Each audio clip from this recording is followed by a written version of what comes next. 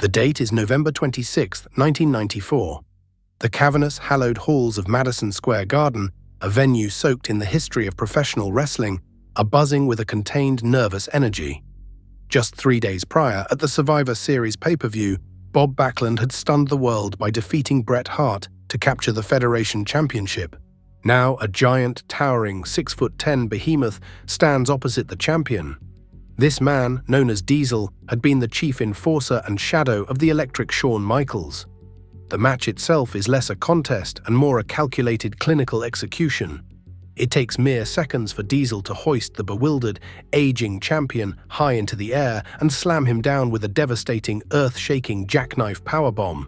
The roar of the crowd is immediate, a mixture of shock and awe, a realization that they are witnessing a seismic shift.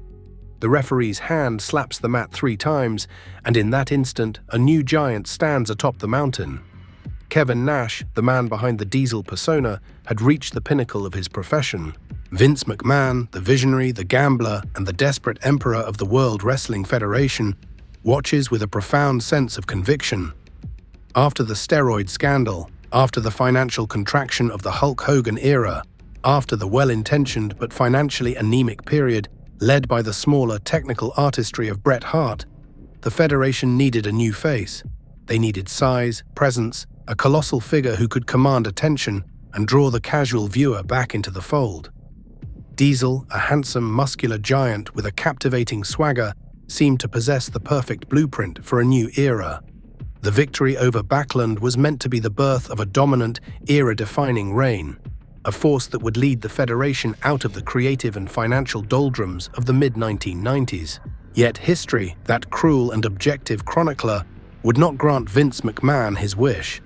The Giant's reign, the one conceived as the salvation of the new generation, would instead be documented as a profound commercial failure. Diesel, the seemingly perfect champion, would ultimately prove to be the lowest-drawing champion in history. A man who, despite holding the company's most coveted prize for nearly a full year, presided over record-low attendance figures, disappointing pay-per-view buy rates, and a creative stagnation that brought the entire company to its knees. The question hangs heavy over that triumphant November night in 1994. How could this happen? How could the man hand-picked to be the face of the future fail so spectacularly to connect with the audience? This is the story of a colossal bet that didn't pay off.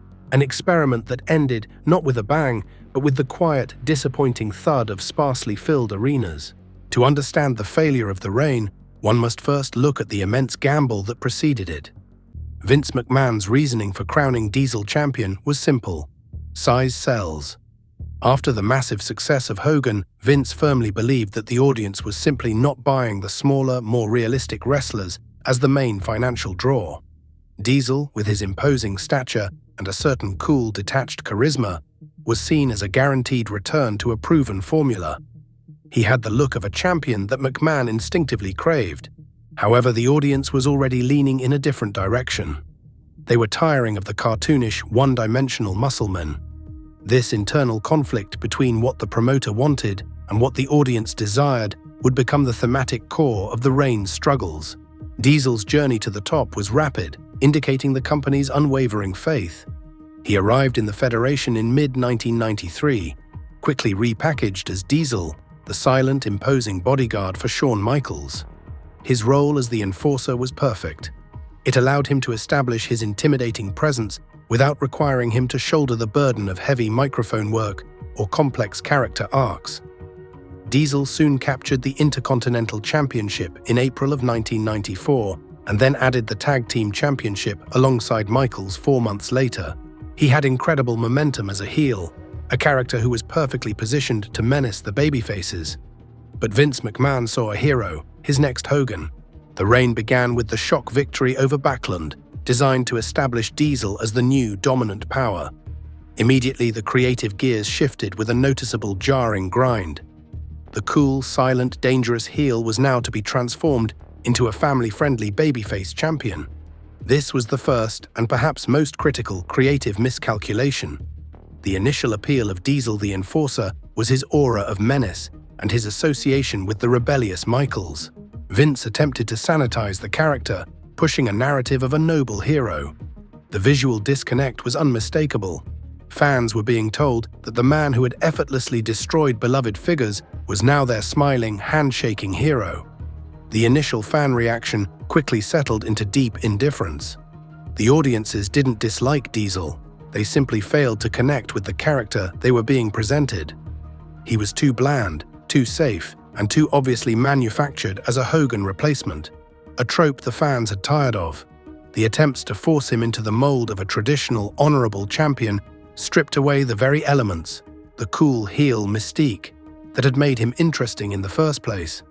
And when it came to promos, Diesel's ability to captivate fans with words never matched his imposing physical presence.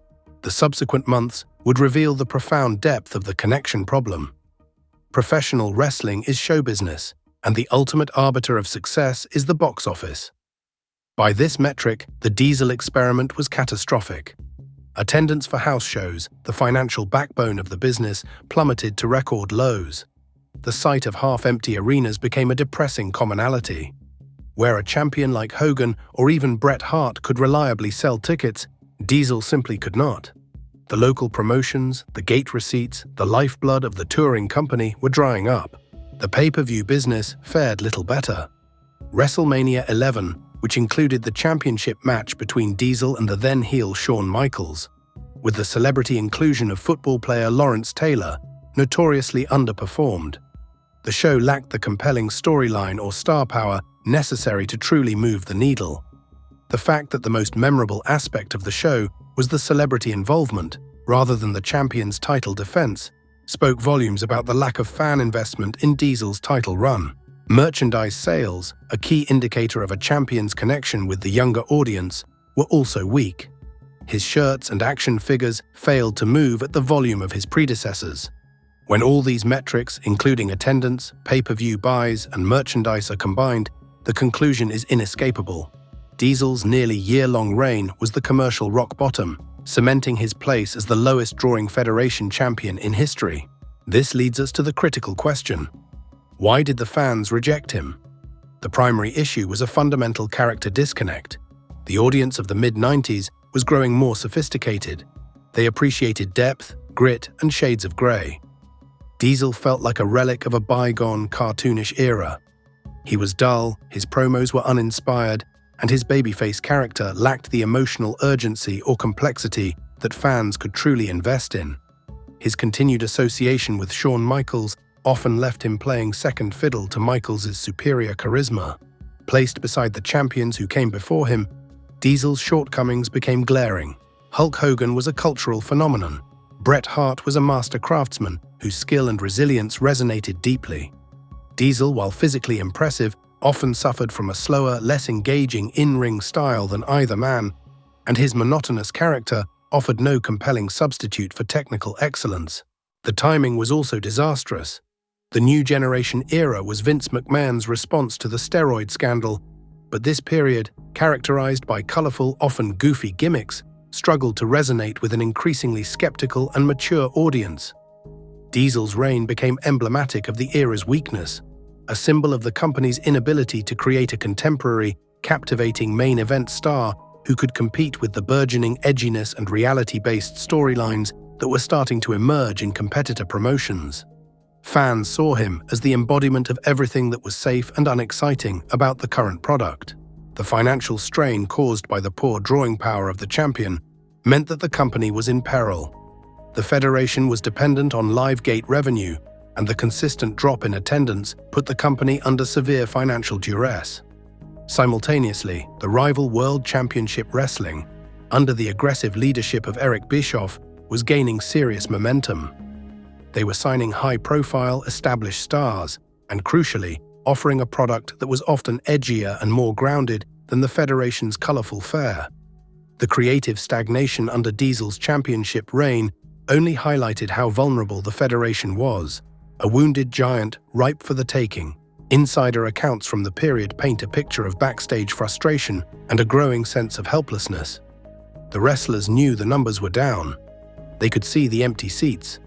The lack of fan interest in the main event created a distinct sense of depression behind the curtain. Vince McMahon, ever the optimist, held on to the belief that Diesel would eventually click, but the cold reality of the low gate receipts was a constant demoralizing counterpoint to his vision. The financial and creative pressure was mounting, forcing the Federation to look for a dramatic shift. The inevitable arrived in late 1995. After a reign that stretched almost a full year, Diesel dropped the title to Bret Hart at the Survivor Series pay-per-view. The transition was necessary to inject fresh life into the main event scene and put the belt back on a proven draw and critical favorite. Diesel's time at the top had concluded, marking the end of a grand failed experiment. What followed was a moment of supreme irony that completely redefined the wrestling landscape. A short time later, Kevin Nash, alongside his close friend Scott Hall, departed the Federation to jump ship to WCW. This defection, a pivotal moment in the Monday Night Wars, would ultimately lead to the formation of the New World Order with Nash, Hall, and Hulk Hogan. The monumental irony is this: the man who failed to carry the Federation as a babyface ironically helped revitalize the entire industry as a cool, rebellious heel in a rival promotion. As Kevin Nash, a swaggering, cynical, and infinitely cooler version of his former self, he became a core architect of a new storyline, the very angle that would propel his company past the Federation in the ratings war and ultimately force McMahon's hand. The failure of the Diesel reign served as a painful, expensive lesson. McMahon realized that the traditional sanitized hero was dead. The company had to evolve or die. The immediate shift was back to Bret Hart, but the seeds of the Attitude Era were being sown, a movement that would embrace the very edginess and anti-hero mystique that the Diesel babyface character had so desperately lacked. The company, driven by desperation, would soon elevate figures like Shawn Michaels and the transformative anti-hero Stone Cold Steve Austin, who embodied the rebellious attitude that the audience of the late 90s truly wanted. Diesel's legacy within the Federation is thus a complex one, a cautionary tale written in red ink across the financial ledgers of the mid-90s. His championship reign remains the quintessential example of a champion who was perfectly packaged according to the promoter's outdated vision, but fundamentally failed to connect with the audience's shifting desires. He possessed the look, the size, and the backing of the boss, but he lacked the organic connection, the emotional investment, and the creative spark necessary to be a truly successful, era-defining box office draw. Diesel wasn't a complete failure of talent, as demonstrated by his subsequent success in WCW.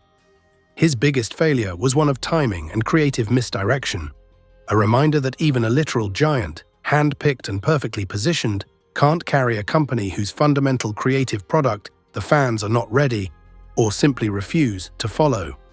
The man who was meant to lead the company into a new golden age ended up instead serving as a painful, necessary catalyst for the dramatic, culture-changing transformation that would finally save the company from oblivion. The jackknife powerbomb in Madison Square Garden was a pivotal moment, but its echo was soon lost in the sound of empty seats.